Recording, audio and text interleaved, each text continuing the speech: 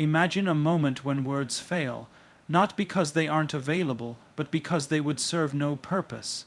In relationships, especially with someone who distances themselves when things get too close, words often feel futile. That's where the power of silence emerges. Silence is not emptiness. Silence is intentional. It's a choice to step back, to create a space where reflection can occur, where growth can begin. When we withdraw calmly from someone who avoids closeness, we are not punishing them. We are holding a mirror that reflects their own patterns, their own choices, their own fears. Many of us have been tempted to chase, to plead, to fill the void with words, with explanations, with promises. Yet, it is in the quiet that true awareness takes root. The avoidant individual, faced with the absence of reaction, is forced to confront themselves. They see the consequences of their detachment, not in arguments, but in the space where connection could have been nurtured. This is not about manipulation, it's about empowerment. It's about understanding that your value is not determined by someone else's willingness to hold you close. It's about practicing emotional intelligence, the courage to step away without anger, the patience to wait without control, and the clarity to hold boundaries without compromise. The silent closure is an invitation for them to reflect and perhaps to return, not because they are forced, but because they understand what they lost. And for you, it is a testament to your strength, your awareness, and your refusal to diminish your own worth for the sake of someone else's fear. Silence speaks louder than words. It teaches, it guides, and it honors both parties. And sometimes the most powerful conversations happen without a single word spoken. Avoidant behavior in relationships is often misunderstood. It is not merely a personality quirk or a simple lack of interest. Rather, it stems from deeply rooted emotional patterns shaped by early experiences, personal insecurities, and a fundamental fear of vulnerability.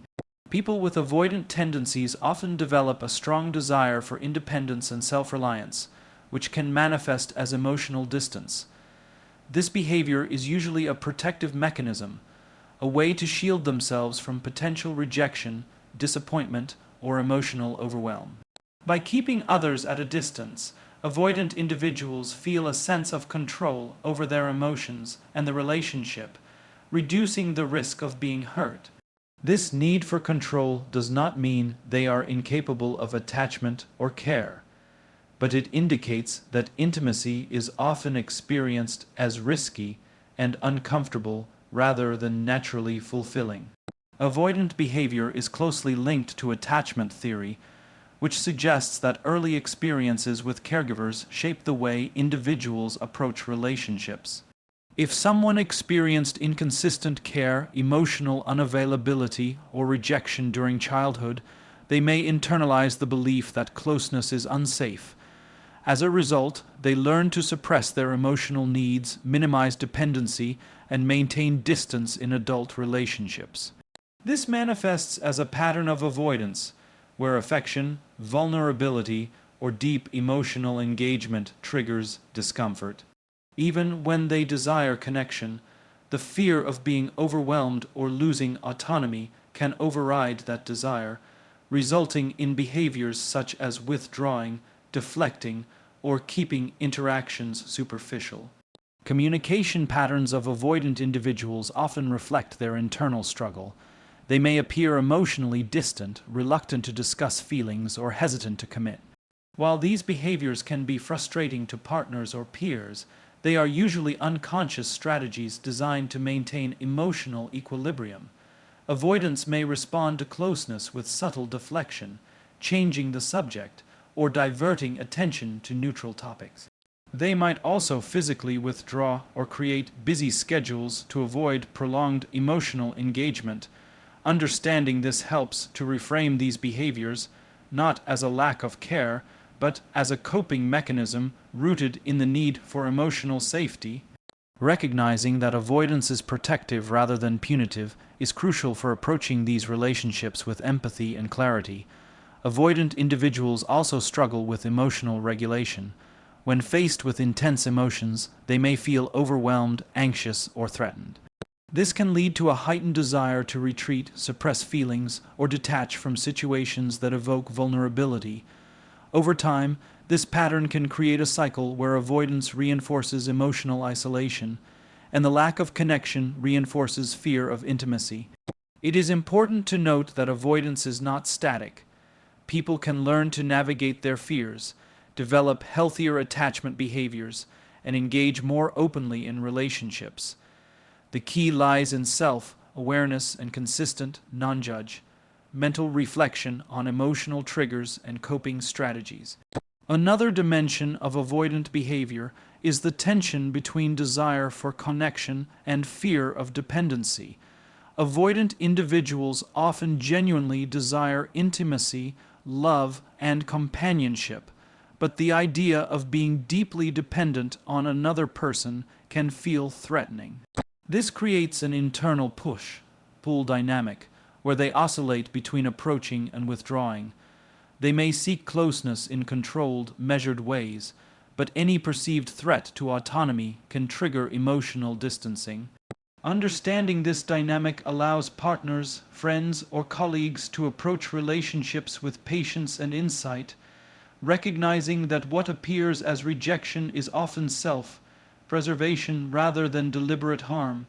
Avoidant behavior is also shaped by societal and cultural expectations.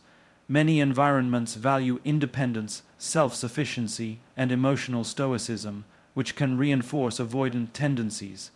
Individuals who are praised for handling things on their own may develop stronger avoidance strategies, believing that expressing vulnerability is a weakness. Awareness of this context is critical for understanding avoidant patterns, as it highlights the interplay between internal emotional needs and external social reinforcement.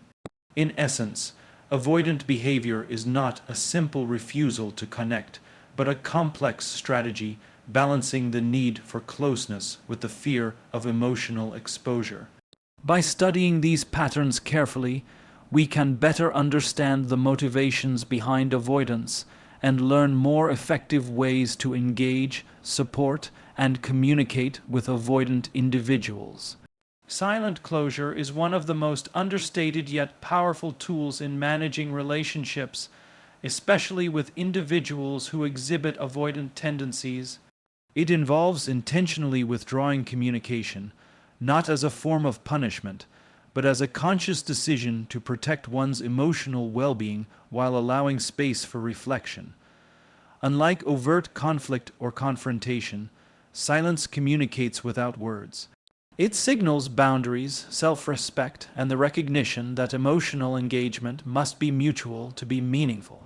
This approach relies on the principle that absence can be more instructive than presence, particularly when the other party has grown accustomed to using avoidance as a defense mechanism. The act of silence creates a pause, a moment where the patterns of avoidance are no longer reinforced by chasing, pleading, or over-explaining. Silent closure functions as a mirror, reflecting behaviors back to the avoidant individual. When responses are no longer immediate, when the usual emotional reactions are withheld, the avoidant person experiences a form of cognitive and emotional disruption. They begin to notice the consequences of their detachment, not through confrontation, but through the natural impact of absence. This reflection often produces a sense of curiosity, self-awareness, and sometimes regret. The quiet does not force change, but it sets the stage for introspection, creating the conditions in which the avoidant individual can recognize the value of connection they may have been neglecting. In this sense, silence is not passive. It is an active strategy of influence that works through observation, emotional reflection, and the internal processing of one's own actions. Implementing silent closure requires a strong understanding of one's own emotional boundaries. It is not about withdrawal from all engagement or creating distance out of spite. Instead, it is a measured response designed to maintain dignity and self-respect. By choosing silence deliberately, one avoids the pitfalls of reactive communication, which often fuels cycles of tension, argument, and emotional fatigue. Silent closure allows the person initiating it to remain grounded, calm, and consistent, demonstrating a level of emotional intelligence that is difficult to ignore. This consistent yet non-reactive stance encourages the avoidant individual to confront their own emotional patterns rather than being distracted by external pressure or demands. The psychological impact of silent closure is rooted in the human need for connection. Humans are wired to seek reciprocity, recognition, and acknowledgement in relationships. When these responses are absent, the avoidant individual is confronted with the reality of disconnection, prompting internal questions such as, why is this person not reacting? What is their value? Am I taking their presence for granted? Unlike arguments or ultimatums, which often trigger defensiveness and further withdrawal, silence gently challenges the avoidant individual to reflect on the relational gap they have contributed to. This method respects both parties. It maintains personal boundaries while offering the avoidant person a natural opportunity for self-realization and potential growth. Silent closure also enhances clarity and perspective. In the absence of immediate communication, both parties gain space to evaluate their emotions, needs, and expectations. For the person practicing silence, it becomes easier to identify unhealthy patterns, avoid emotional burnout, and focus on self-care. For the avoidant individual, it highlights the impact of their behaviors without direct confrontation, which can be overwhelming or triggering. This pause creates a neutral zone where reflection is prioritized over reaction, allowing decisions to emerge from understanding rather than impulsive emotion. Consistency is key when using silent closure. Avoidant individuals are often skilled at testing boundaries, using subtle behaviors to elicit attention or compliance. If silence is broken prematurely, the strategy loses its effectiveness and patterns of avoidance are reinforced. By maintaining calm, measured detachment, the person practicing silent closure communicates strength without aggression, clarity without coercion. The avoidant individual begins to perceive that connection is valuable, not because it can be demanded or manipulated, but because it is grounded in mutual respect and recognition. Silent closure fosters empowerment and emotional resilience. It shifts the dynamic from one of dependence or reactivity to one of intentionality and self-determination. Both parties have the opportunity to evaluate their roles in the relational dynamic, understand emotional triggers, and consider whether continued engagement aligns with their values. Silent closure demonstrates that influence does not require confrontation or pleading. Rather, it arises from calm, deliberate choices that prioritize understanding, boundaries, and long-term relational health. Triggering self-reflection in someone with avoidant tendencies requires subtlety, patience, and an understanding of human psychology. Self-reflection occurs when an individual is given the opportunity to step back from habitual behaviors and evaluate their actions, choices, and consequences without external pressure. In relationships with avoidant individuals, this process is often overlooked because avoidance itself creates emotional distance. However, when practiced strategically, certain behaviors, such as silent closure or consistent, calm boundaries, act as catalysts for introspection. These behaviors remove the familiar patterns of reaction that the avoidant person is accustomed to, creating a gap where their usual strategies no longer succeed. This gap encourages them to question their role in the relationship, the impact of their choices, and the reasons behind their emotional distancing. Self-reflection is triggered most effectively in environments that are calm and non-judgmental. Avoidant individuals are highly sensitive to emotional pressure, confrontation, and perceived demands. When confronted aggressively or with pleading, their defensive mechanisms activate, causing further withdrawal. Instead, when met with quiet boundaries and a lack of reactive engagement, they are able to observe the relational dynamics from a more objective standpoint. This absence of external agitation allows them to process their behaviors internally. The brain, free from distraction or defensiveness, begins to recognize patterns of avoidance, moments where emotional opportunities were missed, and the subtle ways their actions have affected others. This internal processing is far more likely to produce genuine awareness and understanding than any argument or persuasion could achieve.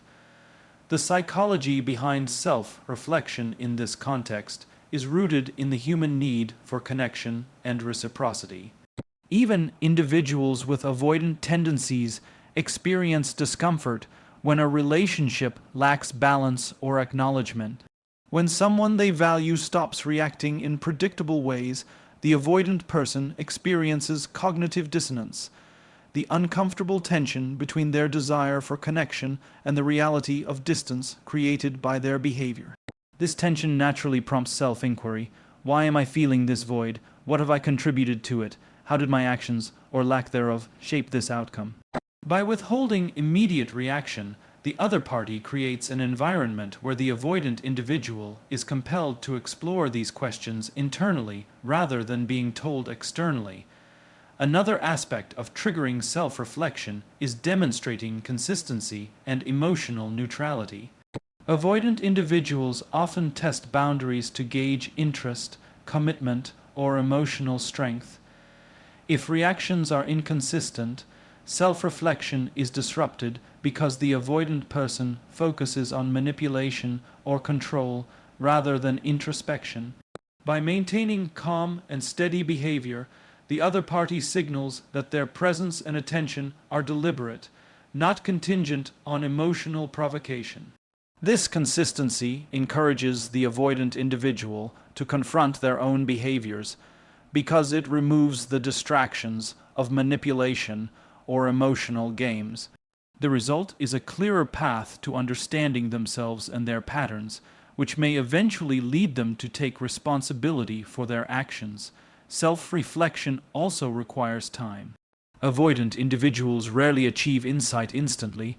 Their defensive mechanisms are deeply ingrained and often subconscious. The process is gradual, occurring in small moments of awareness. Silent closure, measured withdrawal, or other intentional boundaries provide repeated opportunities for these moments to emerge. Over time, the avoidant person may begin to recognize recurring patterns, triggers, and behaviors that previously went unquestioned. They may notice how their avoidance impacts intimacy, trust, and mutual understanding, or how it undermines the very connection they desire but simultaneously fear. This gradual recognition fosters deeper emotional intelligence and opens the door for healthier relational choices. It is important to note that self-reflection triggered in this way is not about guilt or shame. Avoidant individuals do not respond well to moralizing or judgment, and attempts to induce remorse externally often backfire. Instead, the reflection emerges naturally from observation and internal processing. When they see the results of their actions through absence, calm boundaries, or silent consistency, they are more likely to experience authentic recognition and understanding.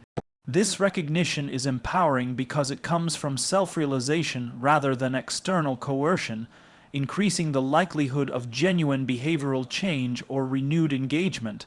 Triggering self-reflection benefits both parties.